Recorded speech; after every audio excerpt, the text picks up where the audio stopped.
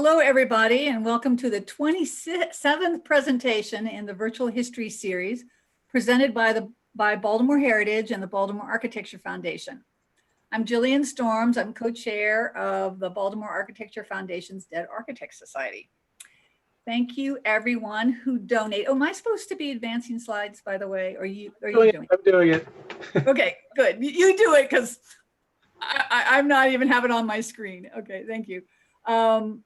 Yes, thank you to everybody who donated to be with us this week. Your support is crucial for the producing the virtual histories free each week, and we so appreciate your generosity and support.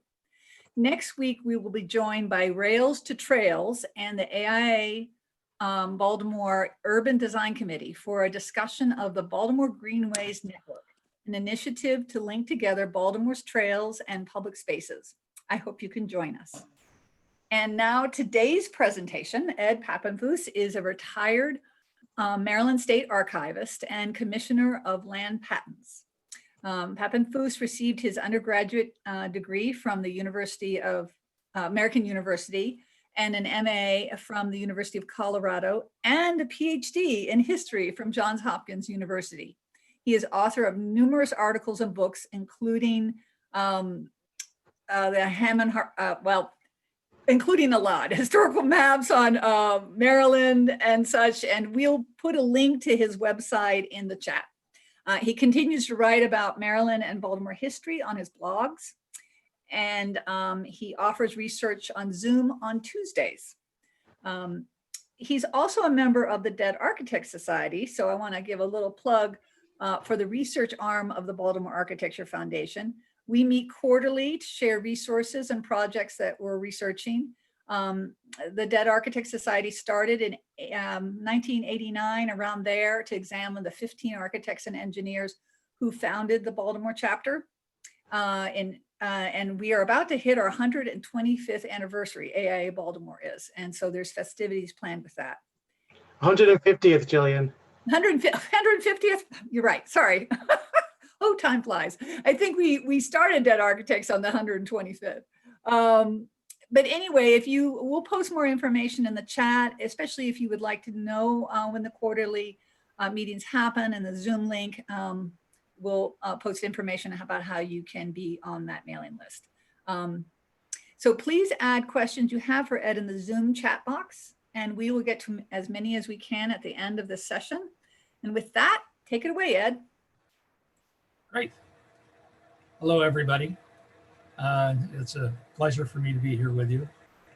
Speaking of the Dead Architects Society, it was my pleasure back when it was founded to at least bring some of the massive drawings to the Maryland State Archives, as at least for a temporary holding place for all the good work that the society was doing. I'm going to share my screen now so that everybody can see it, and we'll get started as quickly as I can. So let's begin here. And I do apologize. I hope everyone can hear me clearly, and I hope that the more complex part of my presentation works smoothly, but you'll have to bear with me. I'd like to start with the maps, and I'd like to start with the map, which is in fact the focus of this particular presentation. It is a map that was published in 1822. It was published by Thomas Poppleton. He offered it for sale. It was a remarkable wall map, and there were a number of people in town, but particularly Fielding Lucas and the Lucas family, who copied it, we might even say stole his maps, in order to make a profit from the surveying work that he did between 1818, well, actually it started in 1811, but between 1818 and 1822, when he finished it and published it. It is a remarkable tour de force, which we can basically see very quickly by moving in on it and looking at the various blocks and places. Oh, let's not go too fast here. And I'm going to today talk about only a couple of places on this map, but it is a map which was so important that when the city severed itself from Baltimore County, all of the Baltimore County offices and courts were in Baltimore City. In 1851, with the new Constitution, the city was faced with what is the best way to go about recording deeds instead of having to be stuck with the standard approach that the counties had been using, which was just seriatim recording of deeds. The wise fathers of the town decided that the best way in order to keep track of property transfers was to record geographically. And the way they decided to do this geographically was to take Poppleton's map, revise it, and assign a number to every single block that was on the map, and then begin recording deed transfers in relationship to those blocks. And today we still have the block books that show those transactions, as well as the seriatim recording of deeds. We'll come back to this in a little bit more detail. This is the map that was created as a updating of the Poppleton map in 1851. And then basically all of these blocks that you see were assigned numbers, and then deeds began to be recorded in relationship to those numbered blocks. It made it a lot easier for you to really look at what was happening to a block and to follow the transactions that were taking place within that specific geographical area. The other useful thing about these two maps is they show you the organization of the wards. And from a political standpoint, it's very important to understand the wards and the wards changes, as well as relating some of the public records to the whole question of what was happening in a given space, particularly tax records, which were organized by wards. That's enough of the sort of overall introduction. What I'd like to go to next is, prior to Poppleton's map, there were two major efforts to really map the town. One was basically done by A.P. Foley in 1792. This was his map. And then the second one, which was much more popular and actually much more extensively utilized, particularly in the city directories, was this one, which was actually done by Charles Varlet, a French cartographer in the 1790s, but it was taken over by Warner and Hanna, and they basically reproduced it in their directories in the early part of the 19th century.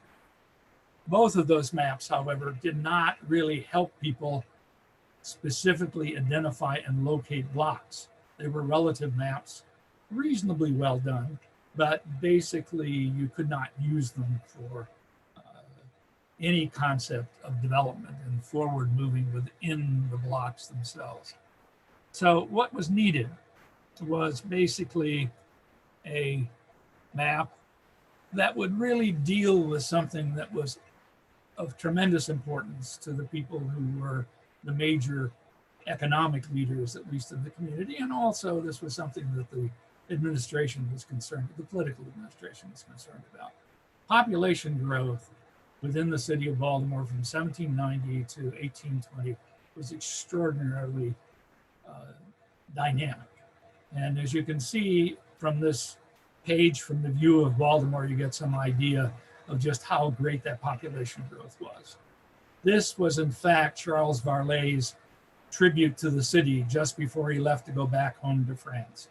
And so it is a remarkable study in itself of sort of the profile of the history of the town, the economy of the town, the state of the town. I was taken by his analysis of the health of the city. The last two sentences, which I'd like to call your attention to, he said the mortality of the year 1832 from the calamitous ravages of the cholera amounted to 3,572 deaths. May the great disposer of events hereafter keep us free from pestilential visitations. Well, unfortunately, that hasn't happened, as you know only too well. Poppleton was an interesting fellow. He began his career as a surveyor of town houses, a surveyor of lots, and identifying locations within London. And he had a reasonably good business, but unfortunately he overextended himself and went woefully into debt. and he was thrown into debtor's prison in 1808. The only way he could see himself getting out of debtor's prison and getting away from this enormous burden of debt, well, the first thing that had to happen was that George III actually allowed a lot of people who were heavily indebted to get out of prison just because of one of his New Year's grants to people generally. So Poppleton took advantage of that and fled from London. And where did he flee? He fled to the New World. Now, he comes to the New World in 1810, and he lands in Baltimore. And the question is, how is it that he gets to Baltimore? Well, he gets to Baltimore because of John Eager Howard. John Eager Howard was, pardon the pun, eager to develop his large land holdings on the west side of town. And he needed someone to accurately lay out the streets he proposed to develop, and hoped to extend that kind of accurate mapping to the city of Baltimore, or the town of Baltimore as a whole. Initially, he turned to his brother Cornelius Howard, who was a nationally respected surveyor.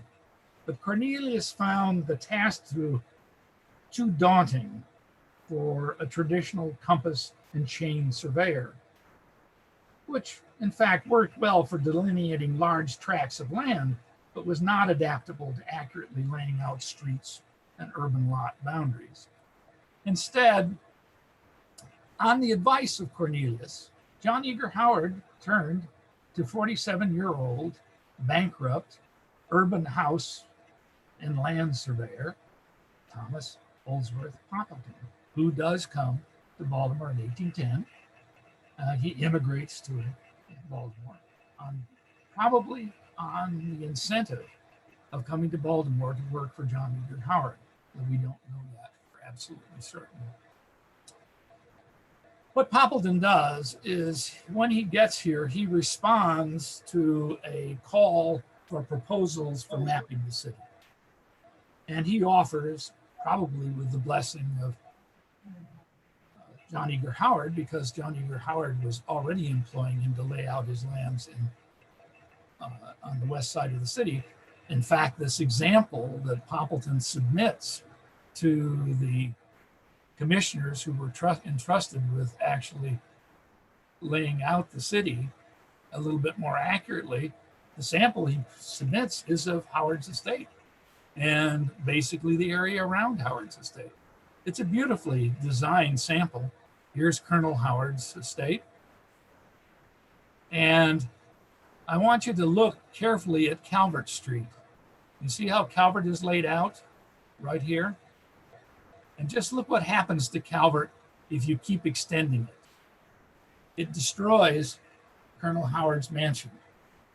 Now, I suspect that Colonel Howard didn't worry about it because his mansion was high on a hill.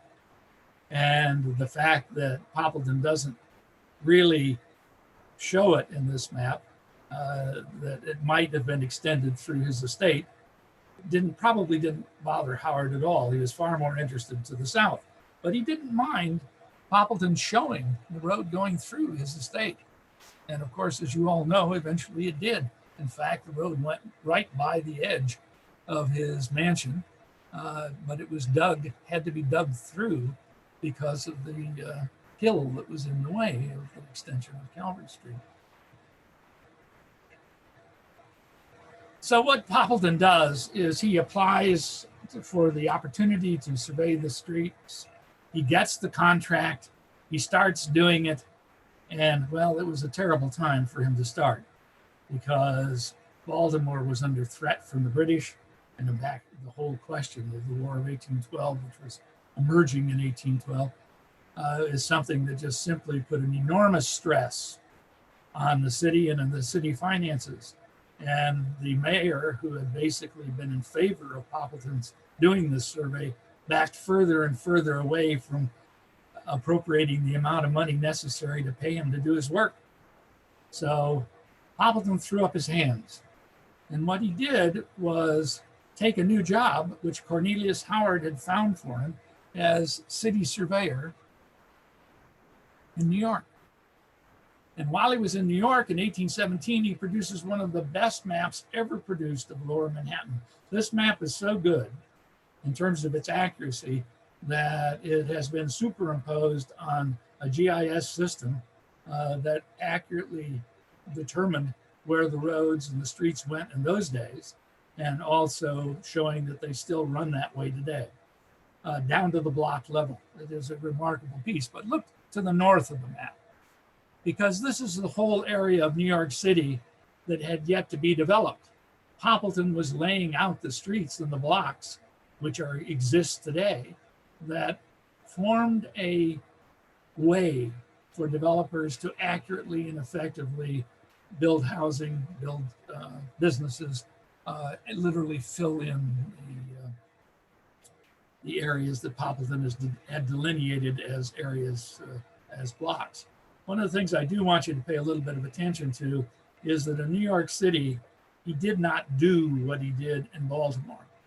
And what he did in Baltimore was make his blocks much bigger and put alleys in the blocks, which of course became a bone of contention and something that Sherry Olson thought was a very bad maneuver on his part. But we'll come back to that. While he was gone, John Eager Howard decided that it wasn't going to do any good to try and get the city fathers to bring him back. He pulled a rather significant stunt. And what he basically did was go to the Maryland legislature, which was still run by Federalists, one of the few in the country, and in 1817 got a law passed expanding the size of the city from about 60 acres to 14.9 or 0.7 square miles. And at the same time, he had the legislature create an independent commission to hire a surveyor that would in turn basically survey for the independent commission, but would have to be paid for by mandate by the legislature, by the city. In other words, the city had no alternative but to pay whomever was hired. Well, of course, who did they hire? John Eager Howard was on the commission who hired him. Poppleton was brought back to town. As far as Poppleton is concerned, and we'll just say briefly about his career, he produces the map, and we're going to look more closely at the map in a moment. But one of the things that was characteristic of him was he was not easy to get along with. In fact, he was quite grumpy. And he carried out a long-time feud with the local surveyors. So by the time he dies in 1837 of old age, this is in fact the record of his death, he was really in bad financial shape. He was known as the most accomplished surveyor and draftsman in the city in many respects. But in order to stay alive, he had to have his wife run a confectionery store and to basically be one of his principal means of support by 1837. But let's go to basically, and this is going to take a minute to load, move, and I'm going to have to do a new share, so I apologize for doing that. But we're basically going to look more closely at this map, and with something that I've been trying to do and has worked reasonably well was to superimpose this map on Google Earth and begin to show where all of these buildings that surround it, which represented some of the best buildings in the city in 1822, actually appear on the map. In fact, he has coded them all over here on the left-hand side. I'll just bring this up just a little bit so you can see it. All right, now let's just move over to where he's done this. You'll notice, and I'll bring it up a little bit more.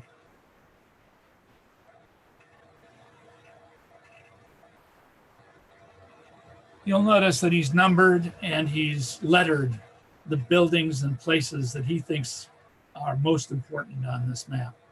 And so in relationship to what you see in terms of the buildings on the side, we can also move in and see where they actually were on the land.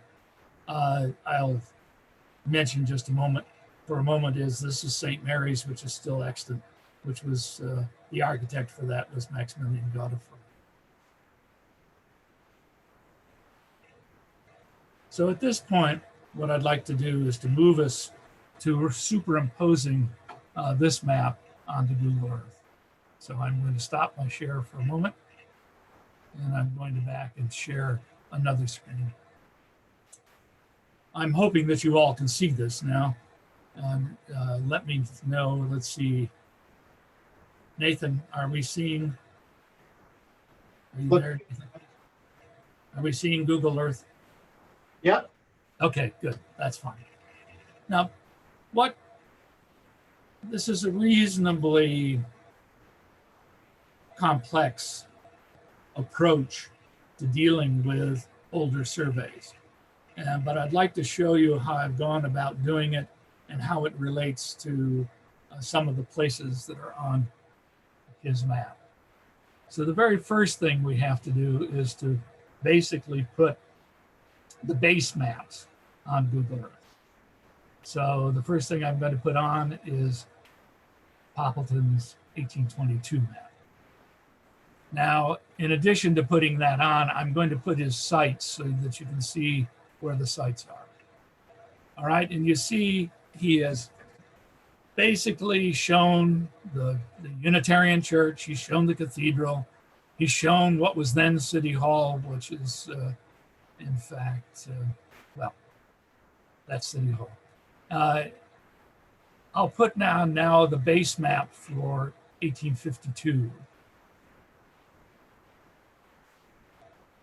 And you will see that there is quite a decent alignment where you can see the first independent church, you can see the cathedral. If we were to back up, notice how accurately we arrived at those sites. The Poppleton map, in an alignment with all the streets and the blocks, is extraordinary with regard to how well you can match the two. Or actually both maps, the 1851-52, and keep in mind that those maps were done from his basic drawings, his basic surveys. One of the great sadnesses is that all of those basic surveys have disappeared, with one exception, for Pratt Street, which is in fact at the Baltimore City Archives. What happened to them? I'm not sure, but I think they disappeared into the Bolden family archives and somehow have just simply are no longer extant. But his printed map still is very good with regard to being able to relate 1822, 1851 to the world of today. So if we go back to here, all right, one of the things that you can do in relationship to superimposing these maps and working with them is to annotate them. And here I have annotated the map with the first independent church, showing it in 1822, showing it as Latrobe, not Benjamin, but John H.B. Latrobe, drew it probably in 1832. And then, of course, as a tribute to Jerome, who's been working his way through the problem of COVID, I've included one of his magnificent watercolors that really show the church in a very impressionistic and wonderful way. Having said that, you can do this with practically every piece of property that you become interested in. And where this becomes extremely useful is you can also plot other mapping efforts that help you better understand the area that you're most interested in, as well as locating not only buildings that still exist, but also buildings that no longer exist. And one of the things that has been of great interest to me has been the whole question of lost neighborhoods, and particularly lost African-American neighborhoods. So what I'd like to do at this point is to move you, and hopefully I can do this with some semblance of sequencing, move you over to Pier Street.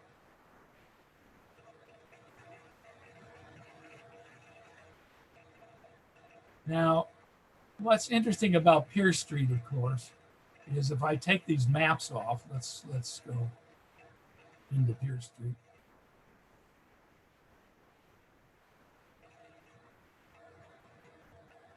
If I take these maps off, you're going to know where it is and why it doesn't exist anymore.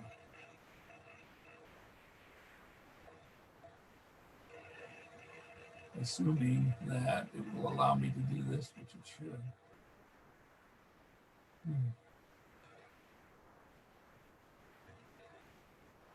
Well,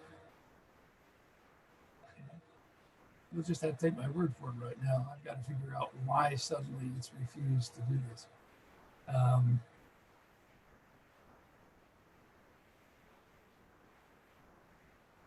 Oh, I know why. I do apologize. I moved this around a little bit. Okay, so let's take these all off.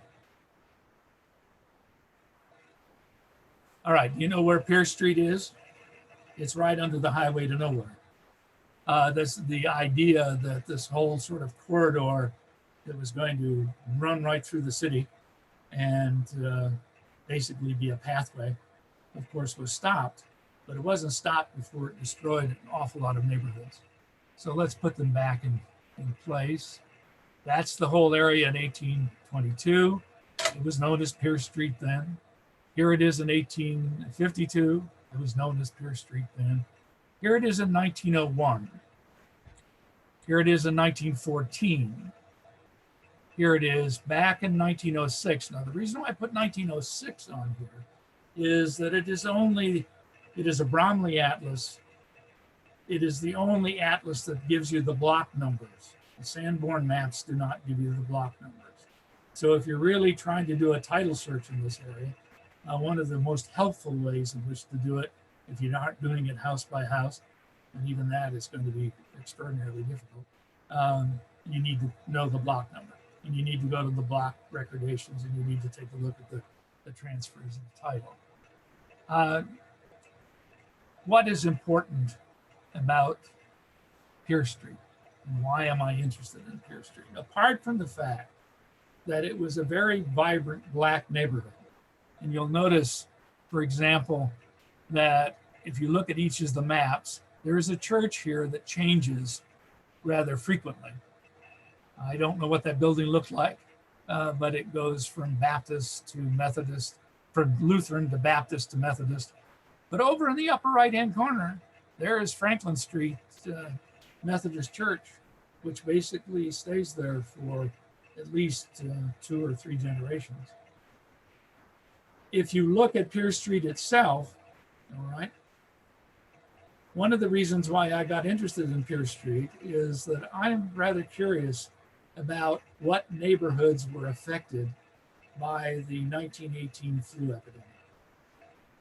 And so what I've basically been working through, and will take me a very long time because this is really a project that needs a group effort, is that I've been going through the death certificates and finding addresses for people who in October of 1918, which was really the worst month of the flu epidemic in Baltimore, several hundred people died of the flu in Baltimore in October of 1918.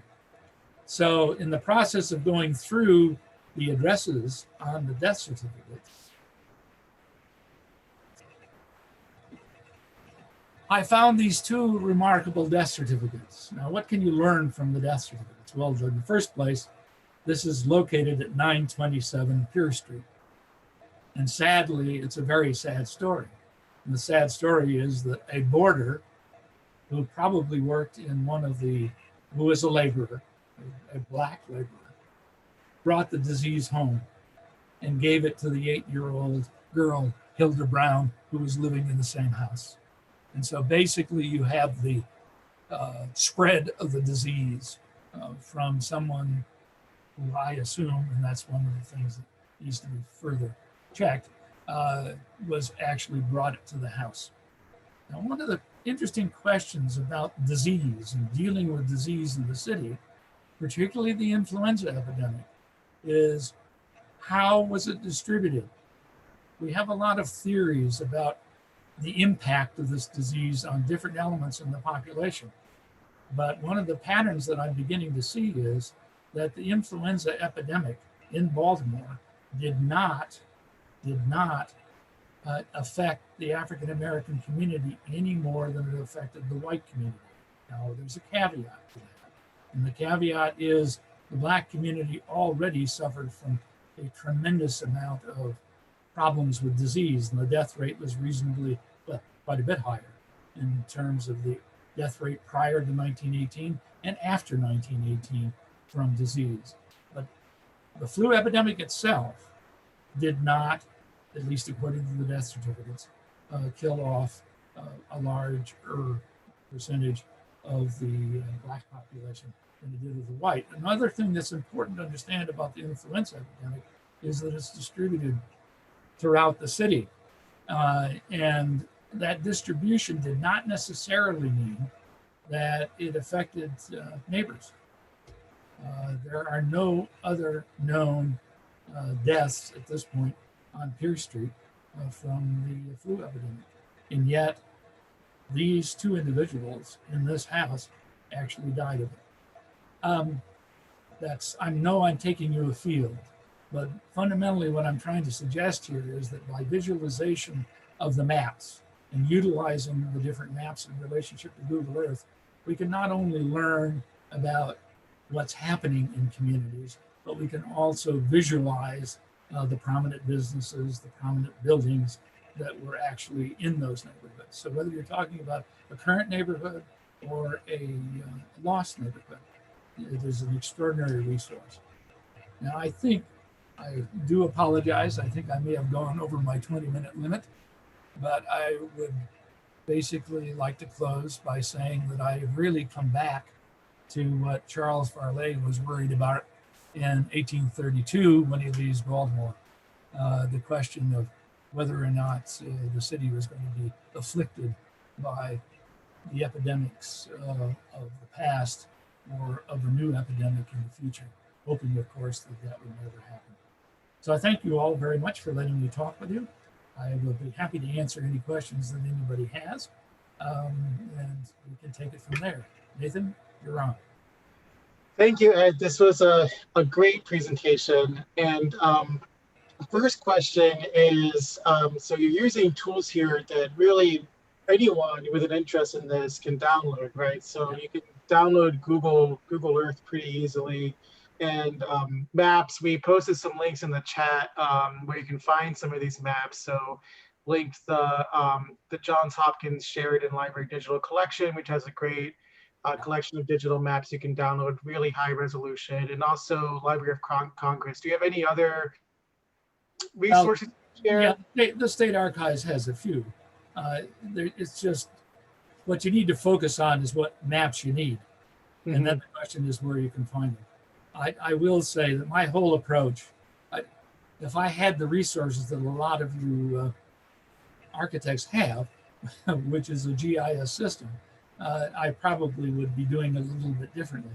But, and in fact, there are some good examples of how these same maps have been placed on GIS ARC systems, which are very expensive to have. This is a poor man's approach to dealing with the visualization of maps and of data. And I just find it extremely useful in terms of taking a problem and asking, just what can I know about it? I had a student the other day who was very interested in Pigtown. And the Pigtown community, Black community in Pigtown, is a fascinating one. In fact, the Wayman Memorial Church, AME Church, is still in the neighborhood that was essentially an extraordinarily strong and vibrant Black neighborhood. So you can not only visualize, but you can better understand the nature of the community and the stories that are related to the community. That particular person is very interested in looking at the community today and whether or not any of the members of the community today really go back further into time in relationship to what was there in the early 20th century and what was there in the 19th century. Now that area, of course, is part of John Edgar Howard's development in the state. And so if we come full circle back, sometimes we need to pay a little bit closer attention to those people who have been so remarkably important to the development of the city. It doesn't matter whether it's a Plank or whether it is a John D. Howard, in terms of what impact, what effect they have on the community as a whole. And that goes to the question of architecture. One of the things that I could have done today was to show you all of the work that is extant of Maximilian Godefroy. Everybody has heard about the Trove, they've heard about Mills, but Godefroy has been largely overlooked as an influence, not only for the buildings that he did, but also all the people that he taught at St. Mary's. I mean, the story of Godefroy is fascinating in terms of the remainder of his record, because it was one of his students back in the early 19th century that salvaged his work and lent him a lot of money in the last years of his life. So I'm going on and on. I apologize. Do we have any other questions? Yeah, we're actually getting a lot of feedback that people would love to have you back again to talk more about. Now, Nathan, I can't hear you very well. Is that because you can't hear me? No, I can. Can you hear me now? Huh. Well, let's, how about minimizing me? I think maybe you would. Are you able to hear me? I'll get a little closer so I can hear you. But.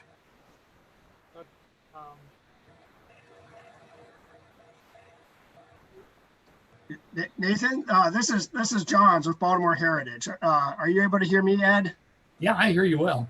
Nathan, I think you've spun into another orbit. So let me field the last question here, and then we'll call it quits.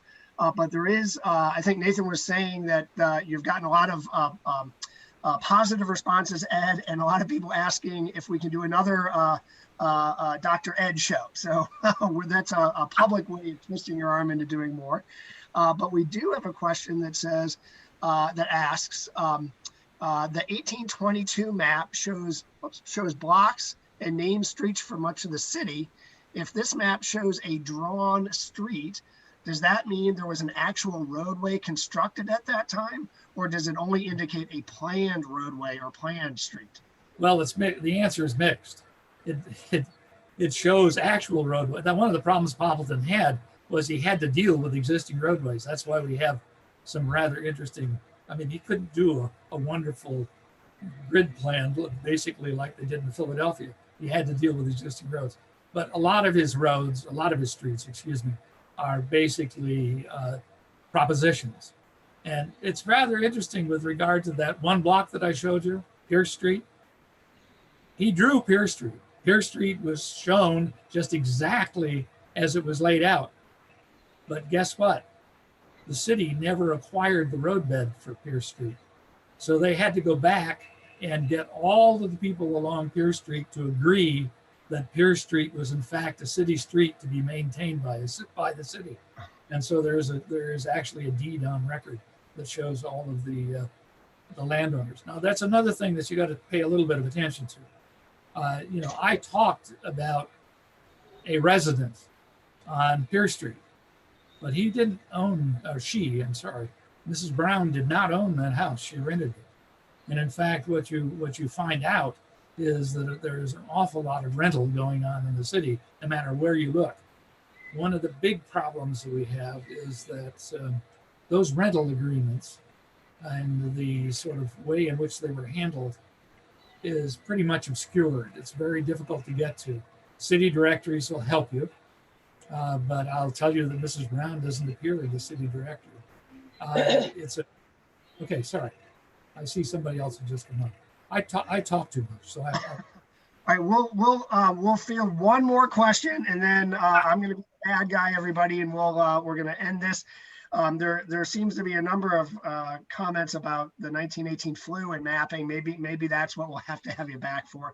But there is a question about whether back then they would have called it the flu, and then a follow-up question about Mr. Howard and his shenanigans at the legislature And the question is, how much did Baltimore actually expand because of that? So maybe a comment on calling it the flu, and then a comment on Howard's Baltimore expansion, Baltimore land grab. How about that? The Baltimore health officials were very reluctant to call it the flu. And so, yes, that's true. By October, however, they were being very meticulous with regard to trying to record every death that was caused by the flu. Now, there were always underlying conditions, and sometimes it was very difficult for the doctors to determine whether it was pneumonia or whether it was something else along those lines. So yes, there's a problem about the death certificates. There's another problem, and that is there is probably a fairly significant number of people in October who, well, let's hope they, for their own sake, that they got death certificates. But it is known, for example, that in Mount Auburn Cemetery, at least 150 coffins were piled up with people waiting to be buried, and nobody willing to bury him until they called in the army to do so. Whether every single one of those people has a death certificate is questionable. Okay, so yes, there are problems with regard to the evidence, and you've got to be very careful about how you evaluate it. As far as the size of the city is concerned, the Old Town and Fells Point, which may be 150 acres, it's pretty hard to say. Definitely, the town was only about 60 acres. They go to square miles of 14.9 square miles in 1818. The legislature did a deal for Johnny Ger Howard and the rest of the developers. They basically expanded the city enormously. It's the last expansion of the city until the 1880s, when the city tried to expand on all sides, but was defeated by referendum in a couple of the sides. And so the last big gasp of extending the city enormously was in 1918 under Mayor Preston. And then when he got the legislature to agree to it, he had to promise that the city would never expand again. And that's basically what the city promised in 1918. They would never ask for an increase in size. I suppose Ed and Nathan, I'm sorry whatever happened to you there in your living room. I hope that it wasn't UFOs abducting your sound system. But I will say thank you, Dr. Papenfuse. And we're gonna hit the pull the plug here. Good idea. Everybody next week, yeah, we figuratively, of course. And Ed will be talking to you about coming back maybe for another talk coming up in the future. Thanks, Sure. everybody. Have a good weekend, and we will see you next time. Got it. Thank you. All right. But we're